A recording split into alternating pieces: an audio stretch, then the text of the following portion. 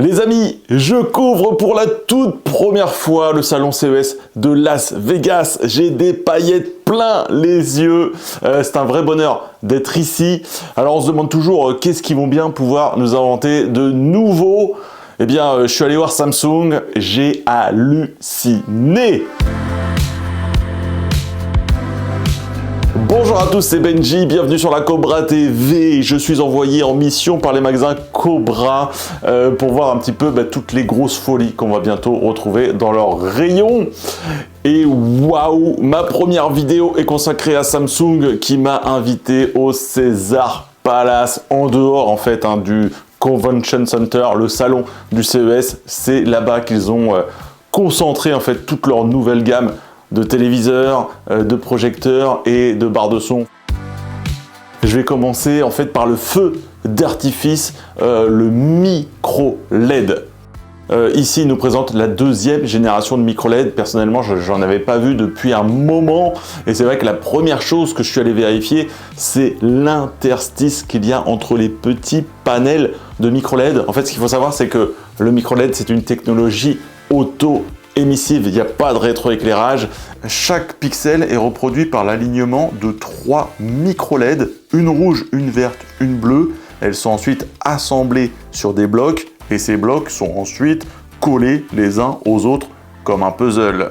Et sur les technologies de micro LED que j'avais pu voir jusqu'ici, eh bien on pouvait distinguer les interstices entre les différents petits panneaux de micro LED. Eh bien là, c'est de l'histoire ancienne. J'ai halluciné. Je me suis rapproché très près. Alors vraiment très près. On peut voir un tout petit filet, mais qui devient invisible au bout de 15 cm de recul. Franchement, c'est incroyable. On est face à une sorte de perfection de l'image. Vraiment, vous avez les noirs profonds, des pics lumineux complètement dingues, puisqu'en fait là c'est des micro LED, donc on n'a pas peur du burning comme sur la technologie OLED, donc on peut envoyer la puissance lumineuse. On a des angles de vision complètement fous, une technologie RGB pour afficher un spectre de couleurs qui couvre les espaces colorimétriques comme aucune autre techno télé aujourd'hui. Les modèles qui sont là sont disponibles en production, c'est-à-dire que les 76 pouces aux 140 pouces sont livrables. Alors ils sont livrables en un seul bloc, vraiment en produit fini. Par contre, je vous calme tout de suite sur le délire, c'est de l'ordre de 1000 € le pouce. Donc voilà, donc le plus abordable sera le 76 pouces, 76 000 €. On est clairement face à la technologie du futur, à savoir qu'en plus, ces petits panneaux LED sont modulaires, donc on va pouvoir imaginer d'adapter finalement une taille d'image pour la rentrer dans n'importe quel espace. Voilà, vous avez un mur de 3 mètres à la maison qui est vierge, vous le recouvrez entièrement de micro LED, vous y affichez des fonds d'écran, la météo, vous pouvez faire du multiscreen, ou bien sûr un gros écran de cinéma. Ça fait rêver, c'est le futur. Et alors Samsung, ils sont encore plus dans le futur puisqu'ils ont installé juste à côté un micro LED transparent. Regardez ça! Et pour bien nous montrer la supériorité du micro LED, eh bien ils nous l'ont affiché à côté d'un OLED et à côté d'un LCD. Alors, on va tout de suite éliminer le LCD du comparatif, puisque là, on a presque un affichage en noir et blanc. C'est vraiment très moyen, très faible luminosité. Mais c'est vrai qu'en le comparant à de l'OLED transparent, eh bien, on gagne en vibrance sur les couleurs, on gagne en angle de vision, contraste est quand même bien plus marqué. Et regardez les bords. Il n'y a pas de cadre sur le modèle micro LED. Et je vous ai d'ailleurs fait un petit plan de coupe sur le côté. On peut apercevoir la couche de micro LED qui est posée sur la plaque de verre transparente. C'est hallucinant. On imagine déjà les téléphones du futur coupés là-dedans. Ça fait rêver. Et à côté, Samsung s'est amusé à montrer voilà, une application de cette technologie du micro-LED transparent. Et oh my god, c'est un petit peu la réaction que les gens font face à cette démonstration technologique. Ils ont juxtaposé en fait le micro-LED transparent en amont d'un écran micro-LED classique. Voilà, le micro-LED devient classique. Et voilà, ils viennent ajouter en fait des infos par-dessus. Comme en 3D, voilà, il crée des effets de parallaxe. Voilà, regardez ces petits poissons là, si c'est pas beau. Ouais, vraiment c'est cool. Allez, on passe aux technologies abordables au commun des mortels. Neo QLED 4K et 8K. Alors ils sont équipés d'un nouveau processeur à base d'intelligence artificielle. Hein. Voilà, c'est les principales nouveautés qu'on va voir dans ce salon. C'est le tout AI, le tout intelligence artificielle qu'on va retrouver eh bien, dans le traitement des images, l'amélioration en fait de la qualité de rendu des sources de qualité moyenne, et franchement les démonstrations qui sont faites sur le stand sont assez probantes. Le processeur en fait il interprète et il va générer un rendu plus fin, plus texturé avec voilà, des contours améliorés.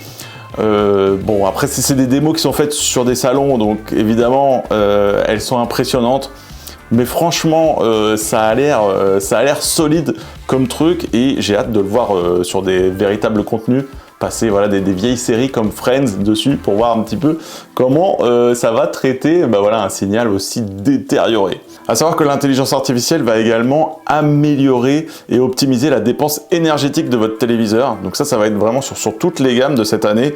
Et en fait, il nous montre qu'à un niveau de luminosité équivalent, eh bien, la nouvelle génération de Neo QLED et de QLED consommeront moins. Voilà, comme ici là sur le Neo QLED 8K. Donc oui, la 8K est d'actualité, toujours d'actualité chez Samsung. C'est même leur modèle flagship, c'est leur modèle ultime, c'est la vision ultime du téléviseur chez Samsung. Processeur au max et ils sont absolument magnifiques. C'est vraiment de très beaux produits. Design Infinity. Il y a un nouveau pied. Regardez ça, ils sont surélevés par une plaque miroir. Voilà, ça donne un petit côté lévitation, c'est super classe. Autre nouveauté repérée sur ces modèles 8K, c'est le nouveau boîtier déporté qui vient s'intégrer harmonieusement à l'arrière dans le pied.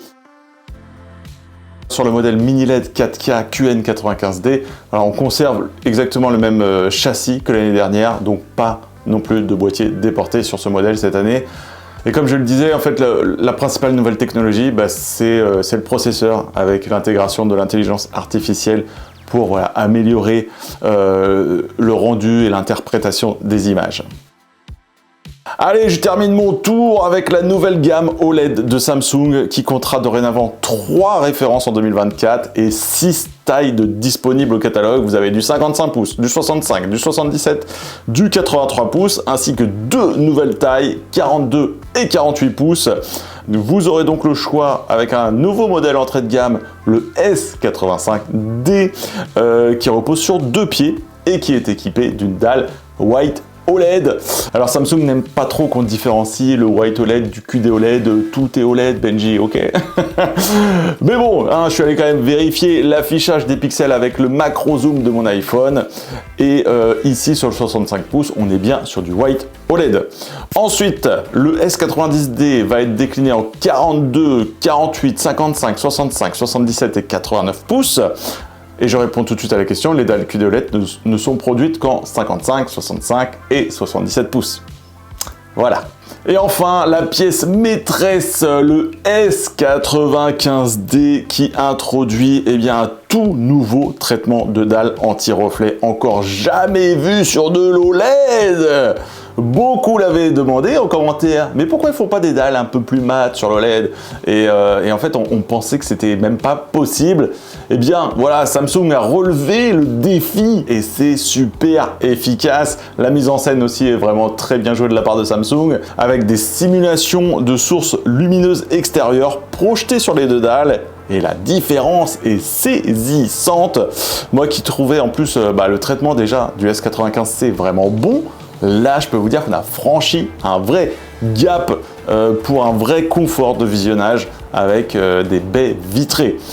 Alors, au-delà de la performance de ce nouvel anti-reflet, l'image se voit quand même un petit peu affectée par cette couche supplémentaire. Alors, je trouve qu'on perd un petit peu de profondeur dans l'image. Ça l'aplatit un peu plus que sur l'OLED classique. On perd le petit côté glossy, un petit peu brillant de l'image. Mais après, j'ai pas pu la voir tourner non plus dans le noir complet. Ça se trouve, voilà, c'est l'effet de lumière en fait qui vient se propager, on va dire, qui va être diffusé sur la dalle, qui va rendre les noirs un petit peu plus laiteux, un tout petit peu moins profond. Par contre, on nous assure que le filtre, lui, apporte aussi 20% de luminosité en plus pour contrecarrer justement cette couche supplémentaire qui vient se poser sur la dalle. Donc c'est vrai qu'au niveau de l'impact HDR et des couleurs, on s'y retrouve complètement, même donc avec une source de lumière projetée sur la dalle. Dans tous les cas, moi ce que j'aime, c'est que Samsung est toujours en force de proposition. Et ensuite, ce sera bien sûr au consommateur de choisir le téléviseur qui lui convient le mieux entre les Neo QLED, donc leur technologie mini LED, 4K ou 8K, ou l'OLED, et donc il y aura l'OLED avec anti-reflet mat et l'OLED classique. Donc vraiment, il y a vraiment de tout pour tout le monde. Voilà pour les grandes annonces côté image. Alors on a vu d'autres trucs, il y avait également des projecteurs, le The Premiere en 8K qui est absolument malade, mais bon, 40K € avec boîtier déporté et tout, et le truc est vraiment super stylé, mais voilà, c'est du très très haut de gamme. Il y avait aussi les petits freestyles qui étaient présentés, mais bon, pas de grosses révolutions. Les The Frame, ils continuent, voilà, avec les traitements intelligence artificielle aussi qui vont améliorer la consommation, et aussi apparemment un nouveau traitement des couleurs, voilà, pour encore améliorer le rendu cette année. Il y a le The Serif qui est proposé dans une nouvelle déclinaison jungle assez stylée en vert foncé, donc, voilà, top de la mode. Et côté son, alors pas de grosse révolution non plus, c'est la Q990D. Alors pareil ici, on intègre le côté intelligence artificielle pour améliorer les sources un petit peu moins bonnes. Et puis il y a la S800 qui voit arriver un petit frère. Voilà, dans la gamme, voilà, c'est la barre de son ultra slim de Samsung. Et la vraie nouveauté côté son chez Samsung, c'est les Music Frame, des petits cadres déco qui recouvrent des enceintes et qui peuvent être donc ajoutés en tant qu'enceinte mono. Vous pouvez en faire jouer deux en stéréo, vous pouvez les faire communiquer avec votre téléviseur, donc ça peut vous faire une stéréo autour de votre téléviseur, ou vous pouvez même les jouer en surround back d'une barre de son Samsung. Donc voilà, le concept est plutôt sympa. En plus, les visuels sont bien sûr customisables. Vous pouvez faire imprimer vos propres photos, tout ça. Donc voilà, c'est sympa. Après, il faut quand même pouvoir les intégrer chez soi, les brancher, tout ça. Mais ils ont bien joué le câble. C'est le câble tout fin du boîtier One Connect pour ceux qui connaissent. Allez, je vous laisse là pour les news de Samsung. Quand même, allez, je vous présente Ball-E. On y est, les machines s'invitent à la maison. Aïe aïe aïe. Regardez ça, c'est R2D2 le délire. Alors il n'est pas encore capable de vous projeter en hologramme la princesse Leia, sinon j'aurais ramené directement à la maison. Mais il est capable de vous projeter un film sur votre mur, il est capable de vous le projeter en configuration au-dessus de votre lit, ou de vous afficher la température. Et puis bien sûr de rendre votre maison beaucoup plus cool. Allez, je vous dis à très bientôt. C'était Benji, merci d'avoir regardé la vidéo. Et voilà, souhaitez-moi bonne chance pour la suite, je suis fatigué déjà.